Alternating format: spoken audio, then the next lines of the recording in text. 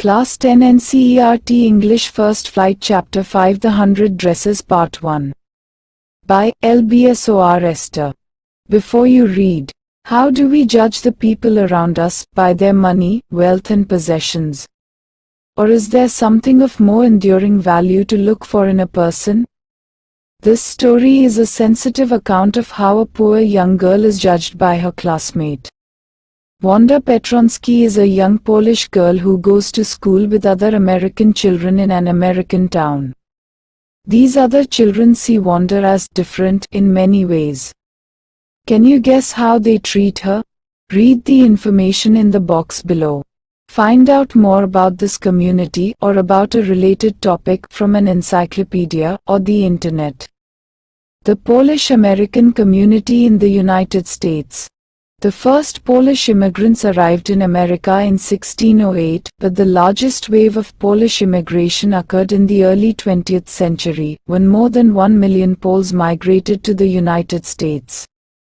The Polish state did not exist at that time, and the immigrants were identified according to their country of origin rather than to ethnicity.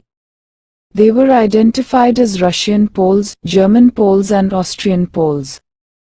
One of the most notable Polish-American communities is in Chicago and its suburbs, so Chicago is sometimes called the second largest Polish city in the world, next only to Warsaw, the capital of Poland. Polish Americans were sometimes discriminated against in the United States, as with the Irish, Italians, and Jews.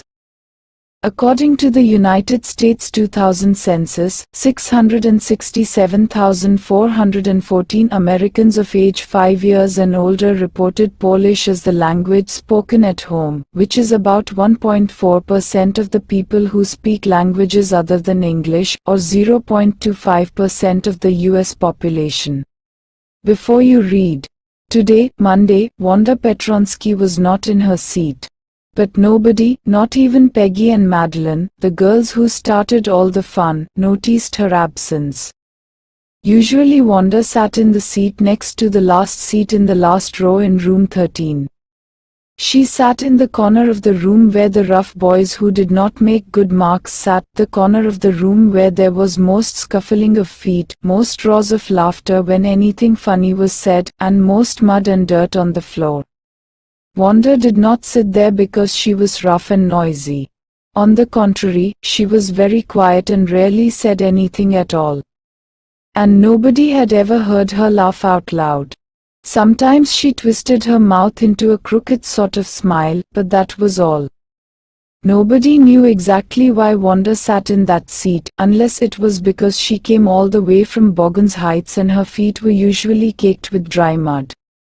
But no one really thought much about Wanda Petronsky once she sat in the corner of the room. The time when they thought about Wanda was outside of school hours, at noontime when they were coming back to school, or in the morning early before school began, when groups of 2 or 3, or even more, would be talking and laughing on their way to the schoolyard. Then, sometimes, they waited for Wanda to have fun with her. The next day, Tuesday, Wanda was not in school either. And nobody noticed her absence again. But on Wednesday, Peggy and Maddie, who sat down front with other children who got good marks and who didn't track in a whole lot of mud, did notice that Wanda wasn't there. Peggy was the most popular girl in school. She was pretty, she had many pretty clothes and her hair was curly. Maddie was her closest friend.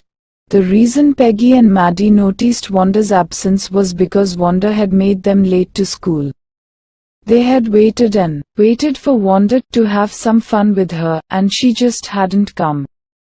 They often waited for Wanda Petronsky to have fun with her. Wanda Petronsky.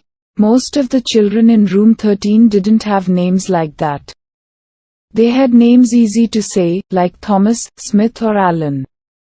There was one boy named Bounce, Willie Bounce, and people thought that was funny, but not funny in the same way that Petronsky was. Wanda didn't have any friends. She came to school alone and went home alone. She always wore a faded blue dress that didn't hang right. It was clean, but it looked as though it had never been ironed properly. She didn't have any friends, but a lot of girls talked to her. Sometimes, they surrounded her in the schoolyard as she stood watching the little girls play hopscotch on the worn hard ground. "Wanda," Peggy would say in a most courteous manner as though she were talking to Miss Mason. "Wanda," she'd say, giving one of her friends a nudge, "tell us. How many dresses did you say you had hanging up in your closet?" 100, Wanda would say. 100, exclaimed all the little girls incredulously, and the little ones would stop playing hopscotch and listen. "Yeah, 100, all lined up," said Wanda. Then her thin lips drew together in silence. "What are they like?" "All silk, I bet," said Peggy. "Yeah, all silk, all colors." "Velvet too?" "Yeah, velvet too." 100 dresses, Wanda would repeat stolidly. "All lined up in my closet." Then they'd let her go. And then before she'd gone very far, they couldn't help bursting into shrieks and peals of laughter. 100 dresses. Obviously, the only dress Wanda had was the blue one she wore every day. So why did she say she had 100? What a story. "How many shoes did you say you had?" 60 pairs. All lined up in my closet. Cries of exaggerated politeness greeted this. "All alike?" "Oh, no. Every pair is different. All colors. All lined up." Peggy, who had thought up this game, and Maddie, her inseparable friend, were always the last to leave. Finally Wanda would move up the street, her eyes dull and her mouth closed, hitching her left shoulder every now and then in the funny way she had, finishing the walk to school alone. Peggy was not really cruel. She protected small children from bullies. And she cried for hours if she saw an animal mistreated. If anybody had said to her, "Don't you think that is a cruel way to treat Wanda?" she would have been very surprised. Cruel? Why did the girl say she had 100 dresses? Anybody could tell that that was a lie. Why did she want to lie? And she wasn't just an ordinary person, else why did she have a name like that? Anyway, they never made her cry. As for Maddie, this business of asking Wanda every day how many dresses and how many hats, and how many this and that she had was bothering her. Maddie was poor herself. She usually wore somebody's hand-me-down clothes. Thank goodness, she didn't live up on Bogans Heights or have a funny name. Sometimes, when Peggy was asking Wanda those questions in that mocking polite voice, Maddie felt embarrassed and studied the marbles in the palm of her hand, rolling them around and saying nothing herself. Not that she felt sorry for Wanda, exactly. She would never have paid any attention to Wanda if Peggy hadn't invented the dresses game. But suppose Peggy and all the others started in on her next? She wasn't as poor as Wanda, perhaps, but she was poor. Of course she would have more sense than to say she had 100 dresses. Still she would not like for them to begin on her. She wished Peggy would stop teasing Wanda Petronsky. Today, even though they had been late to school, Maddie was glad she had not had to make fun of Wanda. She worked her arithmetic problems absent-mindedly. 8 times 8, let's see. She wished she had the nerve to write Peggy a note, because she knew she never would have the courage to speak right out to Peggy, to say, "Hey, Peg, let's stop asking Wanda how many dresses she has." When she finished her arithmetic she did start a note to Peggy. Suddenly she paused and shuddered. She pictured herself in the schoolyard, a new target for Peggy and the girls. Peggy might ask her where she got the dress that she had on, and Maddie would have to say it was one of Peggy's old ones that Maddie's mother had tried to disguise with new trimmings so no one in room 13 would recognize it. If only Peggy would decide of her own accord to stop having fun with Wanda. Oh, well. Maddie ran her hand through her short blonde hair as though to push the uncomfortable thoughts away. What difference did it make? Slowly Maddie tore into bits the note she had started. She was Peggy's best friend, and Peggy was the best liked girl in the whole room. Peggy could not possibly do anything that was really wrong, she thought. As for Wanda, she was just some girl who lived up on Bogans Heights and stood alone in the schoolyard. She scarcely ever said anything to anybody.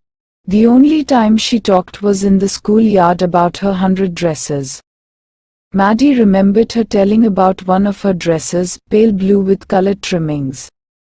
And she remembered another that was brilliant jungle green with a red sash.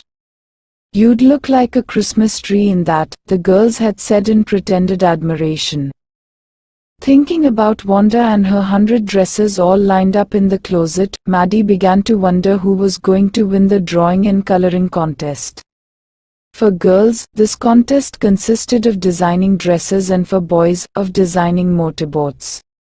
Probably Peggy would win the girls' medal. Peggy drew better than anyone else in the room.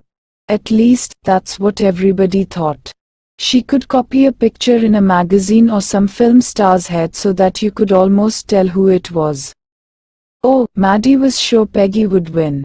Well, tomorrow the teacher was going to announce the winners. Then they'd know. The next day it was drizzling. Maddie and Peggy hurried to school under Peggy's umbrella. Naturally, on a day like this, they didn't wait for Wanda Petronsky on the corner of Oliver Street, the street that far, far away, under the railroad tracks and up the hill, led to Bogans Heights. Anyway, they weren't taking chances on being late today, because today was important. "Do you think Miss Mason will announce the winners today?" asked Peggy. "Oh, I hope so, the minute we get in," said Maddie. "Of course, you'll win, Peg." "Hope so," said Peggy eagerly. The minute they entered the classroom, they stopped short and gasped. There were drawings all over the room, on every ledge and windowsill, dazzling colors and brilliant, lavish designs, all drawn on great sheets of wrapping paper.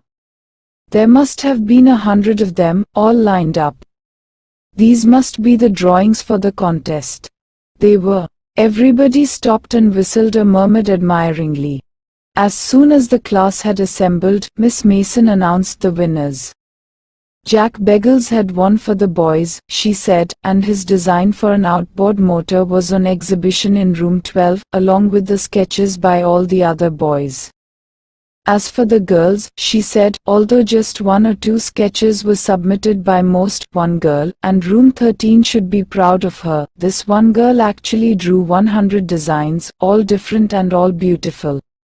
In the opinion of the judges, any one of the drawings is worthy of winning the prize. I am very happy to say that Wanda Petronsky is the winner of the girls' medal.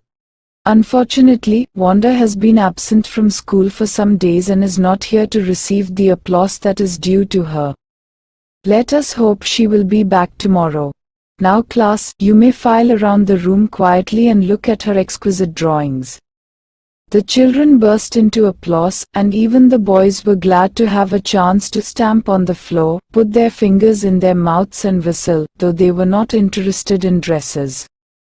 "Look, Peg," whispered Maddie.